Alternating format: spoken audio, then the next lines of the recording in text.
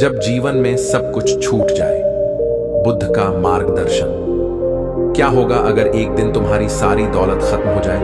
अगर वो लोग जिन पर तुमने सबसे ज्यादा भरोसा किया तुम्हें अकेला छोड़ दें? इससे पहले दोस्तों, स्वागत है। मेहनत से खड़ा किया हुआ हर सपना पल भर में बिखर जाए, तब तुम क्या करोगे? जीवन में हर कोई सफल होना चाहता है, लेकिन कोई भी असफलता और हानि को स्वीकार करने के लिए तैयार नहीं होता। पर क्या तुम जानते हो कि कभी-कभी जीवन तुम्हें सब कुछ छीनकर एक नया रास्ता दिखाना चाहता है, एक ऐसा रास्ता जहां से तुम पहले से कहीं ज्यादा मजबूत होकर लौट सकते हो। आज मैं तुम्हें एक ऐसे व्यक्ति की कहानी सुनाने जा रहा हूं जिसने अपना सब कुछ खो दिया, दौलत, परिवार, मान सम्मान, सब कुछ। लेकिन जब उसके पास कुछ नहीं बचा, तब उसे मिला कुछ ऐसा जिसने उसका पूरा जीवन बदल दिया। अगर तुम भी अपने जीवन में कठिनाइयों से गुजर रहे हो, तो यह कहानी तुम्हारे लिए है। सब कुछ लुट जाने का दुख। धर्मपाल नामक एक समृद्ध व्यापारी नगर में अपनी अपार संपत्ति और प्रतिष्ठा के लिए जाना जाता था। उसकी अनेक व्यापारिक नौकाएं दूर दराज के देशों तक व्यापार करती थीं। बड़े बड़े राजा महाराजा उससे व्यापार करना पसंद करते थे। उसके पास ऐश्वर्य, वैभव, नौकर चाकर, धन धान्य और परिवार का सुख सब कुछ था। लेकिन वह सब कुछ हमेशा के लिए नहीं था। एक रात समुद्र में भयंकर तूफान आया। उसकी अधिकांश व्यापारिक नौकाएं लहरों में समा गईं। वर्षों की मेहनत और संपत्ति एक ही रात में नष्ट हो गई। व्यापार में भारी नुकसान हुआ। देखते ही देखते उसके ऊपर कर्ज बढ़ने लगा। नगर के धूर्त व्यापारी, जो पहले उसके मित्र होने का दिखावा करते थे, अब उसके शत्रु बन चुके थे। वे उसकी संपत्ति हड़पने के लिए उस पर मुकदमे करने लगे। यहां तक कि जब उसकी आर्थिक स्थिति पूरी तरह बिगड़ गई, तो उसकी पत्नी और बच्चे भी उसे छोड़कर चले गए। जो नौकर पहले उसकी सेवा में लगे रहते थे, वे भी उसे दुत्कार कर चले गए। कुछ ही दिनों में जो व्यक्ति कभी नगर का सबसे प्रतिष्ठित व्यापारी था, अब एक गरीब, निराश्रित और हताश व्यक्ति बन गया। बुद्ध की खोज। सब कुछ लुट जाने के बाद धर्मपाल को समझ नहीं आ रहा था कि अब वह क्या करे। आत्महत्या का विचार भी उसके मन में आया, लेकिन कहीं ना कहीं उसे यह भी लग रहा था कि जीवन शायद उसे कोई और राह दिखाना चाहता है। इसी सोच में वह वन की ओर चल पड़ा। किसी ने उसे बताया था कि श्रमण गौतम बुद्ध इन दिनों पास के वन में ठहरे हुए हैं। उन्होंने असंख्य लोगों के जीवन को बदला है। शायद वे ही उसके प्रश्नों का उत्तर दे सकते हैं। धर्मपाल पसीने से तरबतर, धूल मिट्टी से सना हुआ, फटे कपड़ों में बुद्ध के पास पहुंचा। वहां उनके शिष्य बैठे थे और बुद्ध ध्यान में लीन थे। जब ध्यान समाप्त हुआ तो धर्मपाल ने कांपती आवाज में कहा, भगवान, मैंने अपना सब कुछ खो दिया। मेरा घर, मेरा परिवार, मेरी संपत्ति, सब कुछ चला गया। अब मैं क्या करूं? बुद्ध ने उसे ध्यान से देखा। उनकी आंखों में करुणा थी, लेकिन उनके चेहरे पर एक अजीब सी शांति भी थी। उन्होंने धीरे से कहा, तुमने सच में सब कुछ खो दिया है, या सिर्फ वही चीजें खोई हैं जिनसे तुमने अपने अस्तित्व को जोड़ा था? धर्मपाल ने चौंक कर बुद्ध की ओर देखा। वह समझ नहीं पाया कि बुद्ध क्या कहना चाहते हैं। बुद्ध मुस्कुराए और बोले, जीवन की सच्चाई को समझने के लिए पहले तुम्हें खुद को समझना होगा। चलो, मैं तुम्हें एक कहानी सुनाता हूं। एक खोए हुए राजा की कहानी। बहुत समय पहले एक शक्तिशाली राजा हुआ करता था। उसका राज्य विशाल था, सेना अजेय थी और प्रजा उसे देवता के समान पूजती थी। लेकिन एक दिन एक भयंकर युद्ध छिड़ गया। शत्रुओं ने उसके राज्य पर आक्रमण कर दिया। राजा ने पूरी ताकत से लड़ाई लड़ी, लेकिन दुर्भाग्य से वह युद्ध हार गया।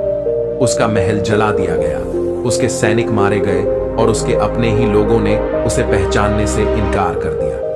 किसी तरह अपनी जान बचाकर वह जंगलों में भटकने लगा। उसके पास न कोई सैनिक था, न कोई धन, न कोई पहचान। कुछ दिनों बाद वह एक गांव पहुंचा, जहां लोग उसे बस एक सामान्य गरीब आदमी समझते थे। भूख से तड़पता राजा वहां एक किसान के पास गया और भोजन मांगा।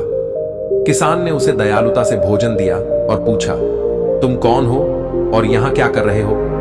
राजा को बहुत क्रोध आया। उसने सोचा, यह मूर्ख जानता भी नहीं कि मैं कौन हूं। मैं राजा हूं, इस पर भीख नहीं मांग सकता। लेकिन फिर उसे एहसास हुआ कि अब वह सच में राजा नहीं था।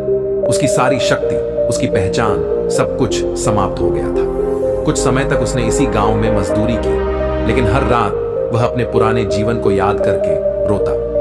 एक दिन गांव में एक बुद्धिमान साधु आए। राजा ने उनके पास जाकर कहा, गुरुदेव, मैं कभी एक महान राजा था, लेकिन अब मेरे पास कुछ नहीं बचा। मैं कौन हूं? क्या मैं वही राजा हूं जो पहले था, या अब केवल एक गरीब मजदूर हूं? साधु मुस्कुराए और बोले, यदि कोई व्यक्ति एक सुंदर स्वर्ण मुकुट पहनता है तो क्या वह केवल मुकुट के कारण राजा बन जाता है? राजा चुप रहा। साधु बोले, यदि वह मुकुट गिर जाए तो क्या वह राजा नहीं रहेगा? राजा फिर भी चुप रहा। साधु ने कहा, तुम्हारी सच्ची पहचान न तुम्हारे मुकुट में थी, न तुम्हारी सेना में, न तुम्हारे महल में। तुम्हारी पहचान तो तुम्हारे भीतर है। राजा की आंखों से आंसू बहने लगे। उसने पहली बार महसूस किया कि जो कुछ उसने खोया था वह केवल बाहरी था। उसके भीतर की शक्ति अब भी जीवित थी। धीरे धीरे उसने अपना अहंकार त्याग दिया, नए सिरे से जीवन शुरू किया और एक दिन फिर से शक्तिशाली बना। लेकिन अब वह एक बुद्धिमान, दयालु और सत्य को जानने वाला राजा था। धर्मपाल की आंखें खुल गईं। बुद्ध ने कहानी समाप्त की तो धर्मपाल की आंखों में आंसू थे। उसने कांपती आवाज में कहा, भगवान, तो क्या मैं भी वही भूल कर रहा हूं? बुद्ध मुस्कुराए और बोले, धर्मपाल, तुम्हारी दौलत चली गई, परिवार छोड़कर चला गया, मित्र तुम्हारे साथ नहीं रहे, लेकिन क्या तुम्हारे भीतर की चेतना भी चली गई? क्या तुम्हारा आत्मबल भी लुप्त हो गया? धर्मपाल ने सिर झुका लिया। बुद्ध ने कहा, जिसे तुमने खो दिया वह केवल बाहरी चीजें थी, लेकिन तुम्हारी वास्तविक शक्ति तुम्हारे भीतर है। क्या तुम उसे पहचान सकते हो? धर्मपाल की आंखों में एक नई चमक थी। उसने पहली बार समझा कि वह अभी भी जिंदा था, अभी भी सोच सकता था, अभी भी कुछ नया कर सकता था। बुद्ध ने मुस्कुराकर कहा, तुम्हें अपने जीवन को फिर से शुरू करना होगा, लेकिन इस बार एक नए दृष्टिकोण से। धर्मपाल ने गहरी सांस ली और धीरे से कहा, भगवान, मुझे मार्ग दिखाइए। अब मैं कुछ भी खोने से नहीं डरता, क्योंकि मैं जान गया हूं कि मैं वही नहीं हूं जो मेरे पास था। मैं तो वही हूं जो मेरे भीतर है। बुद्ध ने मुस्कुराते हुए कहा, तो चलो, अब तुम्हारी यात्रा का नया अध्याय शुरू होता है। धर्मपाल की आंखों में एक नई आशा जाग उठी थी। उसे अब समझ में आ रहा था कि उसने केवल बाहरी चीजें खोई हैं, लेकिन उसका आत्मबल, उसका ज्ञान और उसका अस्तित्व अभी भी उसके पास है। बुद्ध ने उसकी ओर देखते हुए कहा, धर्मपाल, अब समय आ गया है कि तुम अपने जीवन को एक नई दिशा दो, लेकिन उसके लिए तुम्हें एक कार्य करना होगा। क्या तुम तैयार हो? धर्मपाल ने बिना किसी संकोच के सिर हिला दिया। हाँ भगवान, मैं तैयार हूं। बुद्ध ने उसे पास बुलाया और कहा, तुम नगर में वापस जाओ। वहां एक वृद्ध स्त्री रहती है जिसका नाम सुजाता है। वह बहुत गरीब है और लोगों के घरों में काम करके अपना गुजारा करती है, लेकिन वह स्वयं भूखी रहकर भी दूसरों की सेवा करती है। तुम कुछ दिनों तक उसके साथ रहो और जो कुछ भी सीख सकते हो सीखो। धर्मपाल को यह सुनकर आश्चर्य हुआ। वह सोच रहा था कि बुद्ध उसे कोई बड़ा कार्य देंगे, लेकिन यहां तो उसे एक गरीब स्त्री के पास जाने को कहा जा रहा था। फिर भी उसने गुरु की आज्ञा का पालन करने का निश्चय किया। धर्मपाल की नई यात्रा धर्मपाल नगर लौट आया और बहुत प्रयास करने के बाद सुजाता को खोज निकाला। वह एक झोपड़ी में रहती थी और पास के घरों में साफ सफाई का काम करती थी। धर्मपाल ने उसके पास जाकर कहा, माता, मैं आपके साथ रहना चाहता हूं और जीवन को समझना चाहता हूं। सुजाता ने उसे दयालुता से देखा और मुस्कुराकर कहा, बेटा, मेरे पास देने के लिए कुछ नहीं है, लेकिन अगर तुम्हें कोई आपत्ति ना हो तो मेरे साथ रह सकते हो। धर्मपाल ने सिर झुका लिया। जीवन का असली पाठ अगले कुछ दिनों तक धर्मपाल ने सुजाता के साथ काम किया। वह देखता कि कैसे वह वृद्ध स्त्री खुद भूखी रहकर भी दूसरों के लिए भोजन जुटाने का प्रयास करती थी। जब कोई बीमार होता तो वह बिना किसी स्वार्थ के उनकी सेवा करती। एक दिन धर्मपाल ने उससे पूछा, माता, आप इतनी निर्धन होते हुए भी दूसरों की मदद क्यों करती हैं? सुजाता मुस्कुराई और बोली, बेटा, जब मेरा पति जीवित था तो हम बहुत धनी थे, लेकिन फिर एक भयानक बीमारी आई और सब कुछ चला गया। मेरे पति भी चल बसे और मैं अकेली रह गई। तब मुझे एहसास हुआ कि असली धन सेवा है, प्रेम है। यही वो चीज है जिसे कोई हमसे छीन नहीं सकता। धर्मपाल स्तब्ध रह गया। ये वही शिक्षा थी जो बुद्ध ने उसे दी थी, लेकिन अब उसने इसे प्रत्यक्ष रूप से अनुभव किया। नए जीवन की शुरुआत धर्मपाल ने ठान लिया कि अब वह केवल अपने लिए नहीं बल्कि दूसरों के लिए भी जिएगा। उसने छोटे स्तर से व्यापार शुरू किया, लेकिन इस बार उसके व्यापार का उद्देश्य केवल धन कमाना नहीं था बल्कि समाज की सेवा करना था। वह उन लोगों को काम पर रखने लगा जो निर्धन थे और जिन्हें सहायता की आवश्यकता थी। धीरे धीरे उसका व्यापार फिर से बढ़ने लगा, लेकिन इस बार वह अपने पुराने घमंड और लालच से मुक्त था। कुछ वर्षों बाद जब वह फिर से सफल हो गया तो वह बुद्ध के पास गया और उनके चरणों में बैठकर कहा, भगवान, आपने मुझे नया जीवन दिया। अब मैं जान गया हूं कि असली सुख क्या है। अब मैं अपने धन को सिर्फ अपने लिए नहीं बल्कि समाज के लिए भी उपयोग करूंगा। बुद्ध मुस्कुराए और बोले, धर्मपाल, अब तुमने सच में जीत हासिल की है। यह जीत बाहरी नहीं बल्कि आंतरिक है। धर्मपाल की आंखों से आंसू बह निकले। वह अब पूरी तरह बदल चुका था। उसे अब जीवन में कुछ भी खोने का डर नहीं था, क्योंकि उसने जान लिया था कि वास्तविक धन हमारे भीतर है, जो प्रेम, सेवा और आत्मज्ञान के रूप में हमेशा हमारे साथ रहता है। समाप्त। इस कहानी से हमें सीख मिलती है कि सच्चा धन बाहरी संपत्ति नहीं बल्कि आत्मबल, सेवा और ज्ञान है। जीवन में सब कुछ छिन सकता है, लेकिन यदि हमारा मनोबल अडिग रहे तो हम फिर से खड़े हो सकते हैं। अगली कहानी। जब तक सांस है तब तक आस है। जीवन में संकट किसी के लिए नया नहीं है। हर किसी का समय कभी न कभी बदलता है, लेकिन क्या हार मान लेना ही एकमात्र विकल्प है? नहीं, जब तक सांस है तब तक लड़ने की शक्ति भी है। अंधकार के बाद एक नई शुरुआत। वाराणसी के पास एक सुंदर गांव था जहां रमेश नामक एक व्यापारी रहता था। वह बुद्धिमान, परिश्रमी और ईमानदार था। उसके पास एक बड़ा व्यापार था, खेती की जमीन थी और गांव में उसका बहुत मान सम्मान था। लोग उसे एक सफल और दयालु व्यक्ति के रूप में जानते थे, लेकिन समय हमेशा एक जैसा नहीं रहता। एक दिन जब आकाश बादलों से घिरा था, गांव में एक भयंकर बाढ़ आ गई। तेज बारिश के कारण नदी का पानी बढ़ता गया और कुछ ही घंटों में पूरा गांव जलमग्न हो गया। लोग अपनी जान बचाने के लिए ऊंचे स्थानों की ओर भागने लगे। रमेश के पास भी समय कम था। उसने अपने परिवार को सुरक्षित स्थान पर भेज दिया, लेकिन जब वह अपनी दुकान और घर की रक्षा करने के लिए लौटा तो पानी का बहाव इतना तेज था कि वह कुछ नहीं कर सका। देखते ही देखते उसकी दुकान, घर, खेत सब कुछ बह गया।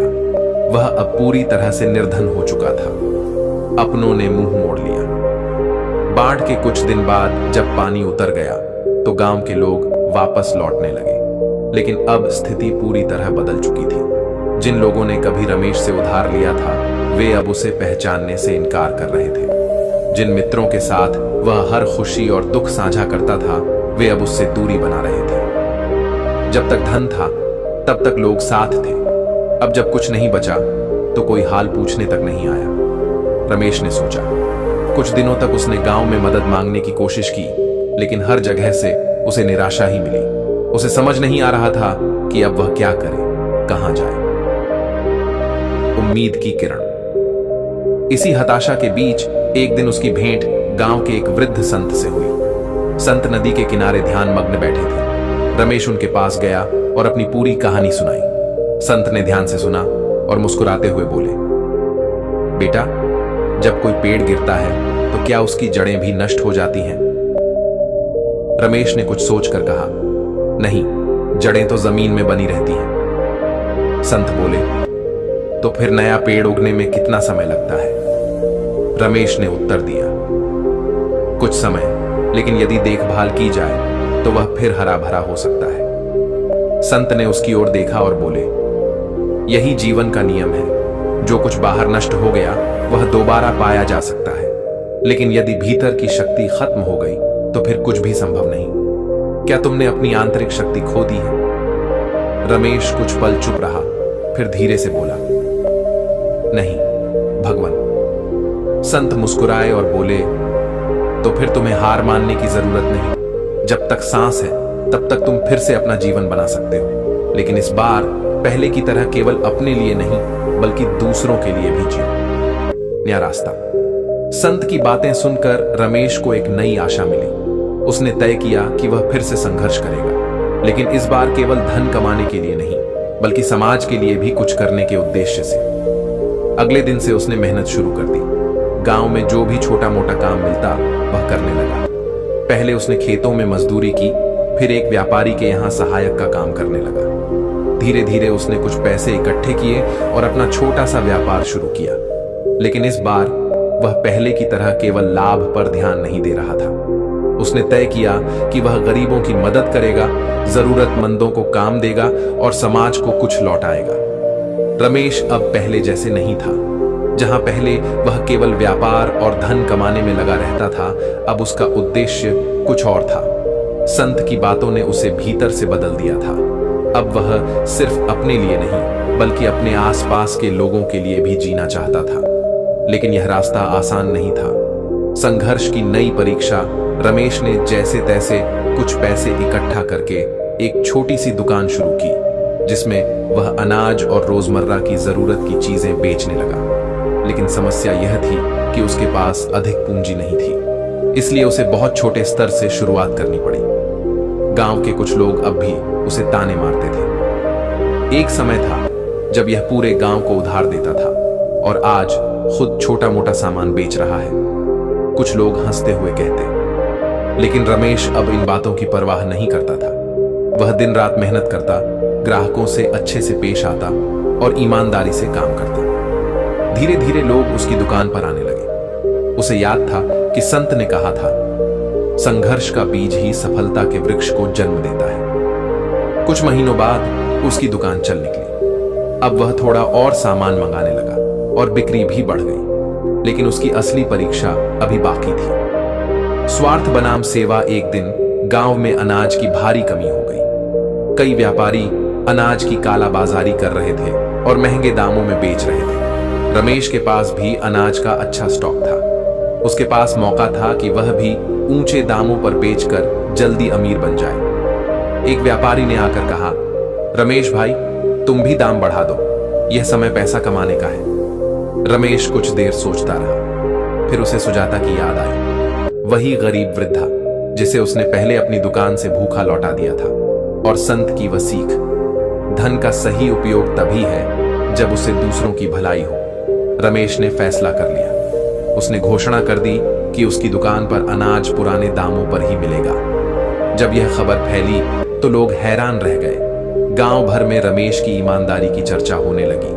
जिन लोगों ने पहले उसका मजाक उड़ाया था, वे अब उसकी तारीफ कर रहे थे। सम्मान की वापसी। धीरे धीरे रमेश की ईमानदारी और सेवा की भावना के कारण उसकी दुकान पूरे गांव में प्रसिद्ध हो गई। लोग अब उसे एक व्यापारी से अधिक एक सच्चे समाज सेवी के रूप में देखने लगे। वह निर्धनों की मदद करता, जरूरतमंदों को उधार देता, लेकिन इस बार केवल उन्हीं को जो सच में परेशान थे। एक दिन वही व्यापारी जो उसे महंगे दाम लगाने की सलाह दे रहा था, खुद कर्ज में डूब गया और रमेश से मदद मांगने आया।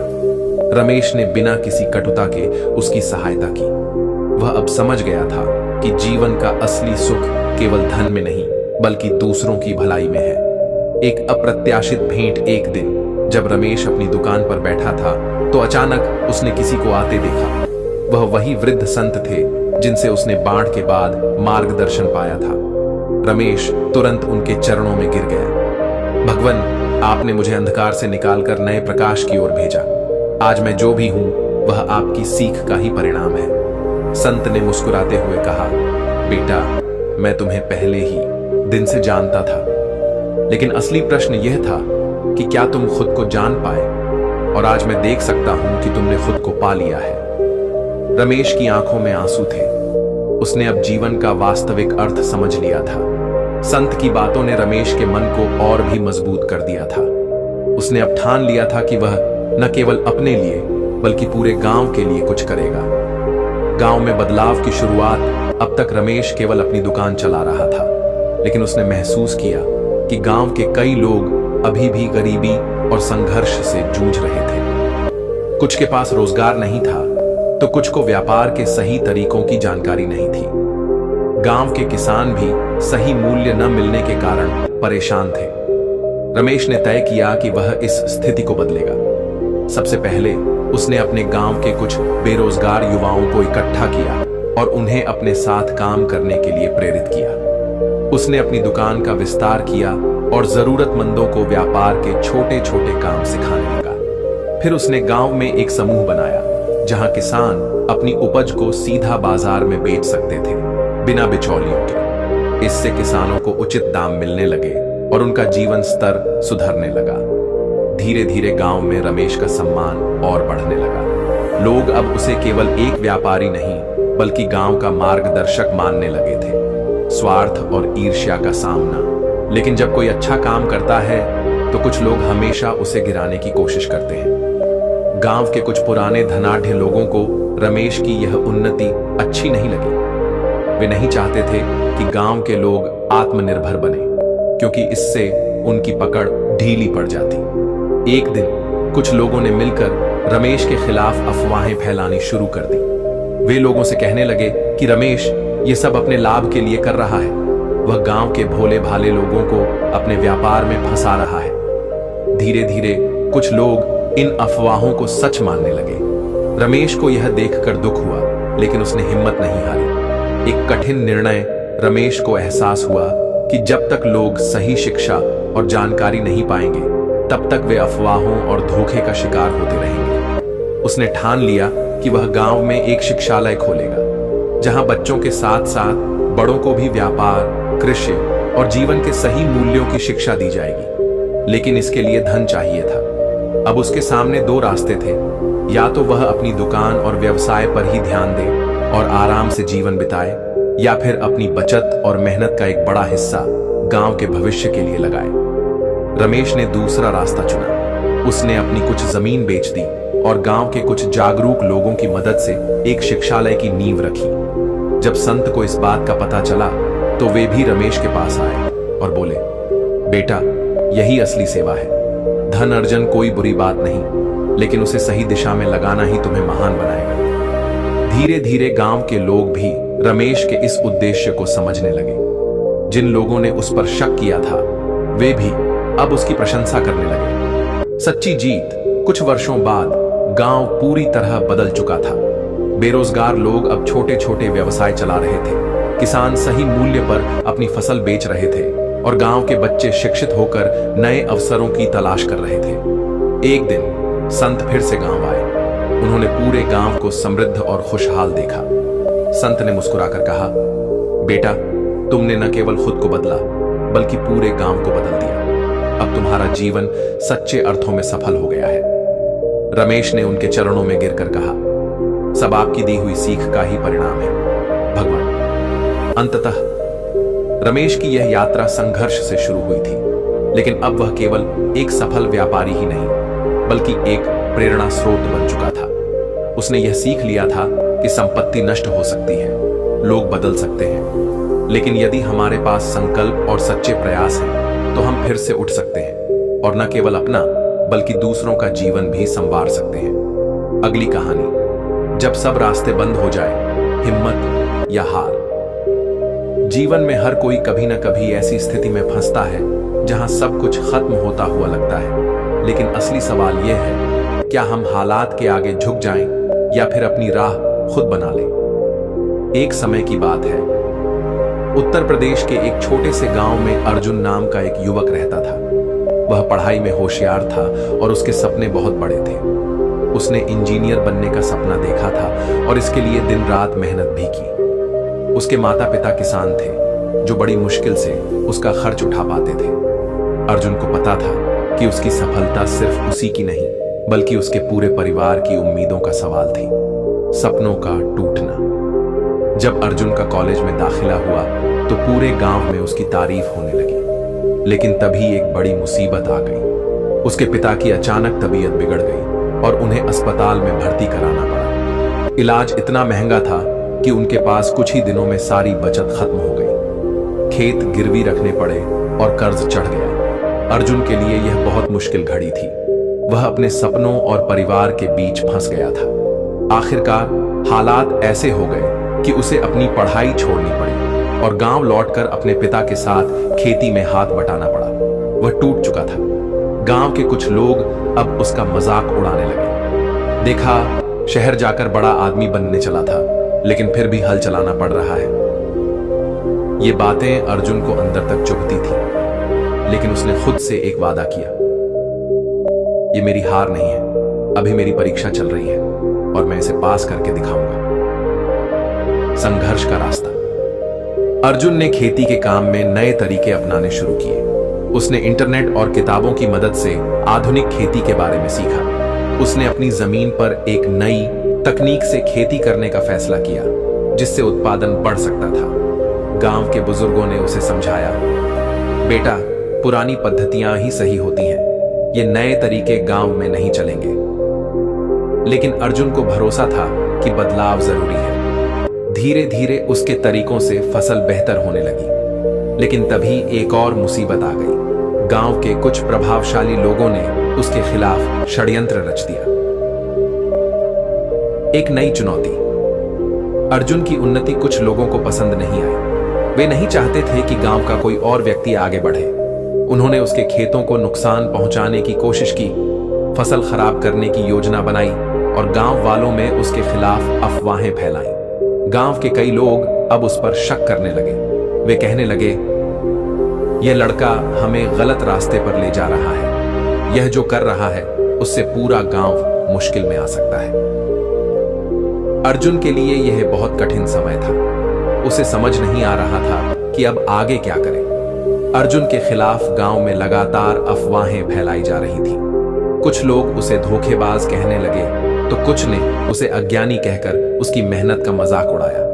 लेकिन अर्जुन जानता था कि अगर वह अब पीछे हट गया तो न केवल उसका सपना टूट जाएगा, बल्कि उसके परिवार की स्थिति भी और बिगड़ जाएगी। हार मानना आसान था, लेकिन एक रात अर्जुन अपने खेत में बैठा सोच रहा था। उसकी मेहनत और नई तकनीक से फसल अच्छी हो रही थी, लेकिन गांव के कुछ प्रभावशाली लोगों की साजिशें उसे बार बार पीछे धकेल रही थी। उसी समय उसके पिता ने धीरे से आकर उसके कंधे पर हाथ रखा और बोले, बेटा, लोग वही परवाह करते हैं जो उन्हें बदलता हुआ दिखता है। जब तुम्हारी फसल खराब हो रही थी तब किसी ने मदद नहीं की।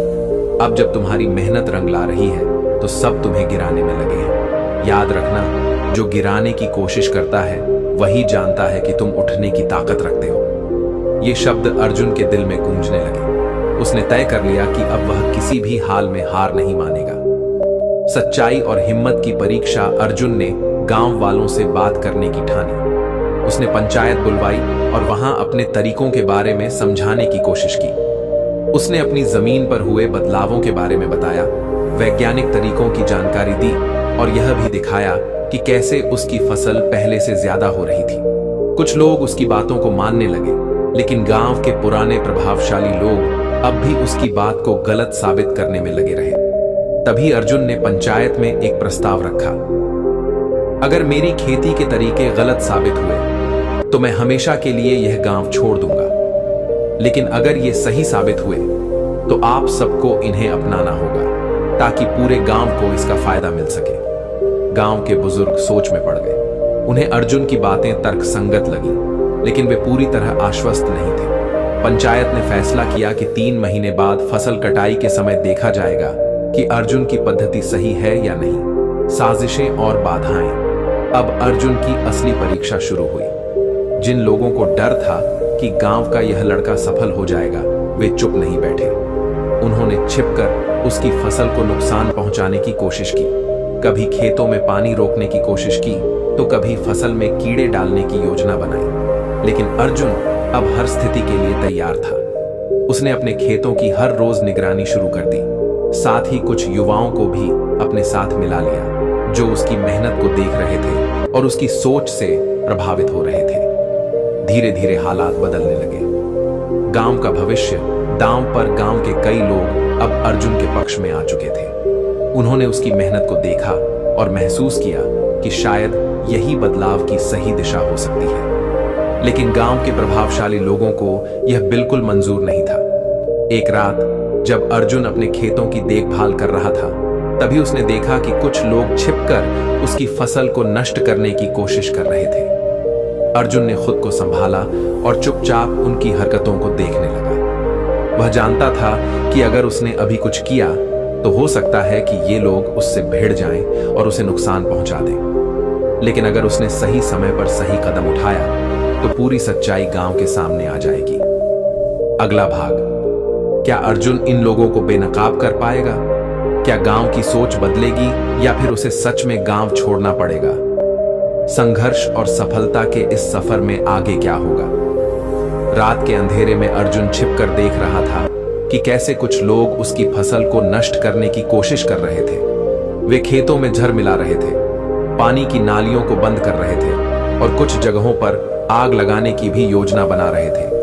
अर्जुन का खून खौल उठा, लेकिन उसने तुरंत कोई कदम नहीं उठाया। वह जानता था कि अगर वह अभी कुछ करता तो वे लोग भाग जाते और सबूत मिटा देते। उसने चुपचाप अपने कुछ दोस्तों को बुलाया और मोबाइल से उन लोगों की सारी हरकतों का वीडियो रिकॉर्ड कर लिया। सुबह होते ही अर्जुन पंचायत के पास गया और बिना कुछ कहे गांव वालों को इकट्ठा करने को कहा। सच का पर्दाफाश। गांव के सभी लोग पंचायत के चौपाल में जमा हो गए। अर्जुन मंच पर आया और बोला, कल रात मेरे खेतों में कुछ लोग चोरी छिपे मेरी मेहनत को नष्ट करने की कोशिश कर रहे थे। वे कौन थे और क्यों ऐसा कर रहे थे, यह मैं आप सबको दिखाना चाहता हूं। फिर उसने अपने मोबाइल से रिकॉर्ड किया हुआ वीडियो सबको दिखाया। गांव वाले यह देखकर दंग रह गए। वे लोग कोई और नहीं बल्कि वही प्रभावशाली लोग थे जो शुरू से ही अर्जुन के खिलाफ थे। उनके चेहरे पर हवाइयां उड़ने लगी। पंचायत के मुखिया खड़े हुए और बोले, हमने हमेशा इन लोगों की बातें मानी क्योंकि हमें लगा कि ये हमारे हितैषी हैं, लेकिन आज इनका असली चेहरा सबके सामने आ चुका है। गांव वालों ने गुस्से में उन लोगों से जवाब मांगा, लेकिन अब उनके पास कोई सफाई नहीं थी। धीरे धीरे गांव के बुजुर्ग और बाकी किसान अर्जुन के समर्थन में खड़े होने लगे। अर्जुन की सबसे बड़ी परीक्षा अब जब गांव अर्जुन की मेहनत और सच को समझने लगा था, तब एक नई समस्या आ खड़ी हुई। वह समस्या थी गांव के कुछ जिद्दी बुजुर्गों का विरोध। वे बोले, हमने सालों से पारंपरिक तरीके अपनाए हैं और हम इन नई तकनीकों पर भरोसा नहीं कर सकते। हाँ, तुम्हारी फसल अच्छी हुई है, लेकिन इसका मतलब यह नहीं कि सबको यही तरीका अपनाना चाहिए। अर्जुन समझ गया कि सिर्फ सच्चाई दिखाने से ही बदलाव नहीं आता, बल्कि लोगों की सोच भी बदलनी होगी। उसने पंचायत में एक प्रस्ताव रखा, अगर आप लोग फिर भी मेरे तरीकों पर भरोसा नहीं करते तो मैं अगले 3 महीनों में पूरे गांव के लिए एक प्रयोग करूंगा। गांव के लोगों ने पूछा, कैसा प्रयोग? अर्जुन मुस्कुराया और बोला, मैं गांव की 2 अलग अलग जमीनों पर खेती करूंगा, एक में पुरानी विधि से और दूसरी में मेरी नई विधि से, और फिर हम देखेंगे कि कौन सी फसल बेहतर होती है। अगर मेरी विधि सफल हुई तो आप लोग इसे अपनाएंगे, और अगर नहीं तो मैं हमेशा के लिए इस गांव को छोड़ दूंगा। गांव की पंचायत में अर्जुन का प्रस्ताव स्वीकार कर लिया गया। अब यह तय हो गया कि पूरे गांव के सामने 2 अलग अलग तरीकों से खेती की जाएगी। एक पारंपरिक विधि से जो गांव के लोग वर्षों से अपनाते आए थे, और दूसरी अर्जुन की आधुनिक वैज्ञानिक विधि से। 3 महीने बाद यह फैसला होगा कि कौन सी विधि बेहतर है। गांव में यह खबर आग की तरह फैल गई। कुछ लोग अर्जुन के समर्थन में थे तो कुछ अब भी उसके खिलाफ थे, लेकिन अब हर किसी की नजर इस प्रयोग पर थी। अर्जुन की मेहनत और विरोधियों की चालें। अर्जुन ने अपने खेत में नए तरीकों से काम करना शुरू किया। उसने मिट्टी की गुणवत्ता की जांच की, जैविक खाद और सही तकनीक का इस्तेमाल किया। जल संरक्षण के लिए ड्रिप इरिगेशन जैसी आधुनिक विधियां अपनाई और फसल को कीटों से बचाने के लिए प्राकृतिक उपायों का सहारा लिया। दूसरी ओर पारंपरिक विधि से खेती करने वाले लोग वही पुराने तरीके अपना रहे थे। वे बारिश पर निर्भर थे और कीटनाशकों का अधिक इस्तेमाल कर रहे थे।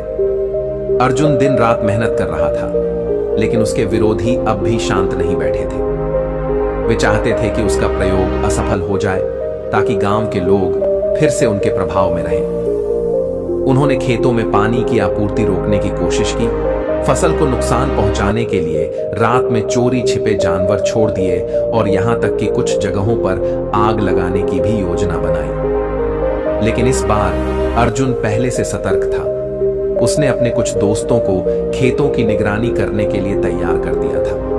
नतीजा यह हुआ कि जो भी षड्यंत्र रचे गए वे नाकाम हो गए। निर्णय का दिन 3 महीने बीत गए और अब फसल की कटाई का समय आ गया था। गांव के सभी लोग इस दिन का बेसब्री से इंतजार कर रहे थे। पंचायत ने तय किया कि दोनों खेतों की फसल की उपज को तौला जाएगा और फिर फैसला लिया जाएगा। सबसे पहले पारंपरिक विधि से उगाई गई फसल की कटाई हुई। उपज ठीक ठाक थी, लेकिन कई जगह फसल खराब हो चुकी थी, जिससे कुल उपज अपेक्षा से कम हो गई। अब अर्जुन के खेत की बारी आई। जब कटाई हुई और उपज को तौला गया तो सब हैरान रह गए। अर्जुन की आधुनिक विधि से उपज पारंपरिक विधि से लगभग 2 गुनी हुई थी। न केवल पैदावार अधिक थी, बल्कि फसल की गुणवत्ता भी बेहतर थी। गांव के लोग अब पूरी तरह समझ चुके थे कि अर्जुन सही था। वे अब तक अंधविश्वास और पुराने तरीकों में फंसे हुए थे, लेकिन इस प्रयोग ने उनकी सोच बदल दी थी। गांव का परिवर्तन और अर्जुन की जीत। गांव के बुजुर्ग जो पहले अर्जुन का विरोध कर रहे थे, अब खुद आगे आए और बोले, बेटा, हमें माफ कर दो। हमने तुम्हारी बात नहीं मानी और तुम्हारे खिलाफ खड़े रहे, लेकिन तुमने हम सबको सच्चाई दिखा दी। गांव के मुखिया ने भी स्वीकार किया कि अर्जुन की सोच और मेहनत ने पूरे गांव के भविष्य को बदल दिया। उन्होंने पूरे गांव में आधुनिक खेती को अपनाने की घोषणा कर दी। अब गांव के हर किसान ने अर्जुन के तरीकों को अपनाना शुरू कर दिया। धीरे धीरे गांव की स्थिति बदलने लगी। किसानों की आमदनी बढ़ी, लोग कर्ज से बाहर निकलने लगे और गांव समृद्ध होने लगा। अर्जुन, जिसने कभी अपने सपनों को टूटते हुए देखा था, अब न केवल अपने परिवार को बल्कि पूरे गांव को आगे बढ़ाने में सफल हो चुका था। अंतिम विचार। एक दिन अर्जुन अपने खेत में खड़ा था। उसके पिता उसके पास आए और बोले, बेटा, आज तुमने साबित कर दिया कि अगर इंसान मेहनत और सच्चाई के रास्ते पर चले तो कोई भी मुश्किल उसे हरा नहीं सकती। अर्जुन मुस्कुराया और बोला, पिताजी, जब रास्ते बंद हो जाए तो नया रास्ता खुद बनाना पड़ता है। हारने वाला वही होता है जो रुक जाता है। अंत। इस कहानी से हमें सीख मिलती है कि कठिनाइयां चाहे जितनी भी हों, अगर हम सच्चाई, मेहनत और धैर्य के साथ अपने लक्ष्य पर डटे रहें तो सफलता निश्चित है। बदलाव लाने के लिए साहस चाहिए और सच्ची जीत वही होती है जो सबको आगे बढ़ाए। क्या होगा अगर एक दिन तुम्हारी सारी दौलत खत्म हो जाए? अगर वो लोग जिन पर तुमने सबसे ज्यादा भरोसा किया तुम्हें अकेला छोड़ दें? इससे पहले दोस्तों, स्वागत है आप सभी का ज्ञानी दा ज्ञानी में। अगर तुम्हारी मेहनत से खड़ा किया हुआ हर सपना पल भर में बिखर जाए, तब तुम क्या करोगे? जीवन में हर कोई सफल होना चाहता है, लेकिन कोई भी असफलता और हानि को स्वीकार करने के लिए तैयार नहीं होता। पर क्या तुम जानते हो कि कभी-कभी जीवन तुम्हें सब कुछ छीनकर एक नया रास्ता दिखाना चाहता है? एक ऐसा रास्ता जहां से तुम पहले से कहीं ज्यादा मजबूत होकर लौट सकते हो। आज मैं तुम्हें एक ऐसे व्यक्ति की कहानी सुनाने जा रहा हूं जिसने अपना सब कुछ खो दिया, दौलत, परिवार, मान सम्मान, सब कुछ। लेकिन जब उसके पास कुछ नहीं बचा, तब उसे मिला कुछ ऐसा जिसने उसका पूरा जीवन बदल दिया। अगर तुम भी अपने जीवन में कठिनाइयों से गुजर रहे हो तो यह कहानी तुम्हारे लिए है। सब कुछ लुट जाने का दुख। धर्मपाल नामक एक समृद्ध व्यापारी नगर में अपनी अपार संपत्ति और प्रतिष्ठा के लिए जाना जाता था। उसकी अनेक व्यापारिक नौकाएं दूर दराज के देशों तक व्यापार करती थीं। बड़े बड़े राजा महाराजा उससे व्यापार करना पसंद करते थे। उसके पास ऐश्वर्य, वैभव, नौकर चाकर, धन धान्य और परिवार का सुख सब कुछ था, लेकिन वह सब कुछ हमेशा के लिए नहीं था। एक रात समुद्र में भयंकर तूफान आया। उसकी अधिकांश व्यापारिक नौकाएं लहरों में समा गईं। वर्षों की मेहनत और संपत्ति एक ही रात में नष्ट हो गई। व्यापार में भारी नुकसान हुआ। देखते ही देखते उसके ऊपर कर्ज बढ़ने लगा। नगर के धूर्त व्यापारी जो पहले उसके मित्र होने का दिखावा करते थे, अब उसके शत्रु बन चुके थे। वे उसकी संपत्ति हड़पने के लिए उस पर मुकदमे करने लगे। यहां तक कि जब उसकी आर्थिक स्थिति पूरी तरह बिगड़ गई तो उसकी पत्नी और बच्चे भी उसे छोड़कर चले गए। जो नौकर पहले उसकी सेवा में लगे रहते थे, वे भी उसे दुत्कार कर चले गए। कुछ ही दिनों में जो व्यक्ति कभी नगर का सबसे प्रतिष्ठित व्यापारी था, अब एक गरीब, निराश्रित और हताश व्यक्ति बन गया। बुद्ध की खोज। सब कुछ लुट जाने के बाद धर्मपाल को समझ नहीं आ रहा था कि अब वह क्या करे।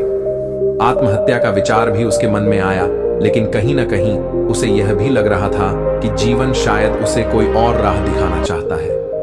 इसी सोच में वह वन की ओर चल पड़ा। किसी ने उसे बताया था कि श्रमण गौतम बुद्ध इन दिनों पास के वन में ठहरे हुए हैं। उन्होंने असंख्य लोगों के जीवन को बदला है। शायद वे ही उसके प्रश्नों का उत्तर दे सकते हैं। धर्मपाल पसीने से तरबतर, धूल मिट्टी से सना हुआ, फटे कपड़ों में बुद्ध के पास पहुंचा। वहां उनके शिष्य बैठे थे और बुद्ध ध्यान में लीन थे। जब ध्यान समाप्त हुआ तो धर्मपाल ने कांपती आवाज में कहा, भगवान, मैंने अपना सब कुछ खो दिया। मेरा घर, मेरा परिवार, मेरी संपत्ति, सब कुछ चला गया। अब मैं क्या करूं? बुद्ध ने उसे ध्यान से देखा। उनकी आंखों में करुणा थी, लेकिन उनके चेहरे पर एक अजीब सी शांति भी थी। उन्होंने धीरे से कहा, तुमने सच में सब कुछ खो दिया है या सिर्फ वही चीजें खोई हैं जिनसे तुमने अपने अस्तित्व को जोड़ा था? धर्मपाल ने चौंक कर बुद्ध की ओर देखा। वह समझ नहीं पाया कि बुद्ध क्या कहना चाहते हैं। बुद्ध मुस्कुराए और बोले, जीवन की सच्चाई को समझने के लिए पहले तुम्हें खुद को समझना होगा। चलो, मैं तुम्हें एक कहानी सुनाता हूं। एक खोए हुए राजा की कहानी। बहुत समय पहले एक शक्तिशाली राजा हुआ करता था। उसका राज्य विशाल था, सेना अजेय थी और प्रजा उसे देवता के समान पूजती थी। लेकिन एक दिन एक भयंकर युद्ध छिड़ गया। शत्रुओं ने उसके राज्य पर आक्रमण कर दिया। राजा ने पूरी ताकत से लड़ाई लड़ी, लेकिन दुर्भाग्य से वह युद्ध हार गया। उसका महल जला दिया गया, उसके सैनिक मारे गए और उसके अपने ही लोगों ने उसे पहचानने से इनकार कर दिया। किसी तरह अपनी जान बचाकर वह जंगलों में भटकने लगा। उसके पास न कोई सैनिक था, न कोई धन, न कोई पहचान। कुछ दिनों बाद वह एक गांव पहुंचा, जहां लोग उसे बस एक सामान्य गरीब आदमी समझते थे। भूख से तड़पता राजा वहां एक किसान के पास गया और भोजन मांगा। किसान ने उसे दयालुता से भोजन दिया और पूछा, तुम कौन हो और यहां क्या कर रहे हो?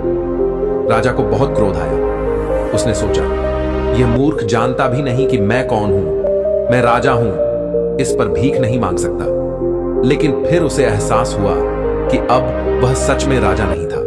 उसकी सारी शक्ति, उसकी पहचान, सब कुछ समाप्त हो गया था। कुछ समय तक उसने इसी गांव में मजदूरी की, लेकिन हर रात वह अपने पुराने जीवन को याद करके रोता। एक दिन गांव में एक बुद्धिमान साधु आए। राजा ने उनके पास जाकर कहा, गुरुदेव, मैं कभी एक महान राजा था, लेकिन अब मेरे पास कुछ नहीं बचा। मैं कौन हूं? क्या मैं वही राजा हूं जो पहले था, या अब केवल एक गरीब मजदूर हूं? साधु मुस्कुराए और बोले, यदि कोई व्यक्ति एक सुंदर स्वर्ण मुकुट पहनता है तो क्या वह केवल मुकुट के कारण राजा बन जाता है? राजा चुप रहा। साधु बोले, यदि वह मुकुट गिर जाए तो क्या वह राजा नहीं रहेगा? राजा फिर भी चुप रहा। साधु ने कहा, तुम्हारी सच्ची पहचान न तुम्हारे मुकुट में थी, न तुम्हारी सेना में, न तुम्हारे महल में। तुम्हारी पहचान तो तुम्हारे भीतर है। राजा की आंखों से आंसू बहने लगे। उसने पहली बार महसूस किया कि जो कुछ उसने खोया था वह केवल बाहरी था। उसके भीतर की शक्ति अब भी जीवित थी। धीरे धीरे उसने अपना अहंकार त्याग दिया, नए सिरे से जीवन शुरू किया और एक दिन फिर से शक्तिशाली बना। लेकिन अब वह एक बुद्धिमान, दयालु और सत्य को जानने वाला राजा था। धर्मपाल की आंखें खुल गईं। बुद्ध ने कहानी समाप्त की तो धर्मपाल की आंखों में आंसू थे। उसने कांपती आवाज में कहा, भगवान, तो क्या मैं भी वही भूल कर रहा हूं? बुद्ध मुस्कुराए और बोले, धर्मपाल, तुम्हारी दौलत चली गई, परिवार छोड़कर चला गया, मित्र तुम्हारे साथ नहीं रहे, लेकिन क्या तुम्हारे भीतर की चेतना भी चली गई? क्या तुम्हारा आत्मबल भी लुप्त हो गया? धर्मपाल ने सिर झुका लिया। बुद्ध ने कहा, जिसे तुमने खो दिया वह केवल बाहरी चीजें थी, लेकिन तुम्हारी वास्तविक शक्ति तुम्हारे भीतर है। क्या तुम उसे पहचान सकते हो? धर्मपाल की आंखों में एक नई चमक थी। उसने पहली बार समझा कि वह अभी भी जिंदा था, अभी भी सोच सकता था, अभी भी कुछ नया कर सकता था। बुद्ध ने मुस्कुराकर कहा, तुम्हें अपने जीवन को फिर से शुरू करना होगा, लेकिन इस बार एक नए दृष्टिकोण से। धर्मपाल ने गहरी सांस ली और धीरे से कहा, भगवान, मुझे मार्ग दिखाइए। अब मैं कुछ भी खोने से नहीं डरता, क्योंकि मैं जान गया हूं कि मैं वही नहीं हूं जो मेरे पास था, मैं तो वही हूं जो मेरे भीतर है। बुद्ध ने मुस्कुराते हुए कहा, तो चलो, अब तुम्हारी यात्रा का नया अध्याय शुरू होता है। धर्मपाल की आंखों में एक नई आशा जाग उठी थी। उसे अब समझ में आ रहा था कि उसने केवल बाहरी चीजें खोई हैं, लेकिन उसका आत्मबल, उसका ज्ञान और उसका अस्तित्व अभी भी उसके पास है। बुद्ध ने उसकी ओर देखते हुए कहा, धर्मपाल, अब समय आ गया है कि तुम अपने जीवन को एक नई दिशा दो, लेकिन उसके लिए तुम्हें एक कार्य करना होगा। क्या तुम तैयार हो? धर्मपाल ने बिना किसी संकोच के सिर हिला दिया। हाँ भगवान, मैं तैयार हूं। बुद्ध ने उसे पास बुलाया और कहा, तुम नगर में वापस जाओ। वहां एक वृद्ध स्त्री रहती है जिसका नाम सुजाता है। वह बहुत गरीब है और लोगों के घरों में काम करके अपना गुजारा करती है, लेकिन वह स्वयं भूखी रहकर भी दूसरों की सेवा करती है। तुम कुछ दिनों तक उसके साथ रहो और जो कुछ भी सीख सकते हो सीखो। धर्मपाल को यह सुनकर आश्चर्य हुआ। वह सोच रहा था कि बुद्ध उसे कोई बड़ा कार्य देंगे, लेकिन यहां तो उसे एक गरीब स्त्री के पास जाने को कहा जा रहा था। फिर भी उसने गुरु की आज्ञा का पालन करने का निश्चय किया। धर्मपाल की नई यात्रा धर्मपाल नगर लौट आया और बहुत प्रयास करने के बाद सुजाता को खोज निकाला। वह एक झोपड़ी में रहती थी और पास के घरों में साफ सफाई का काम करती थी। धर्मपाल ने उसके पास जाकर कहा, माता, मैं आपके साथ रहना चाहता हूं और जीवन को समझना चाहता हूं। सुजाता ने उसे दयालुता से देखा और मुस्कुराकर कहा, बेटा, मेरे पास देने के लिए कुछ नहीं है, लेकिन अगर तुम्हें कोई आपत्ति ना हो तो मेरे साथ रह सकते हो। धर्मपाल ने सिर झुका लिया। जीवन का असली पाठ अगले कुछ दिनों तक धर्मपाल ने सुजाता के साथ काम किया। वह देखता कि कैसे वह वृद्ध स्त्री खुद भूखी रहकर भी दूसरों के लिए भोजन जुटाने का प्रयास करती थी।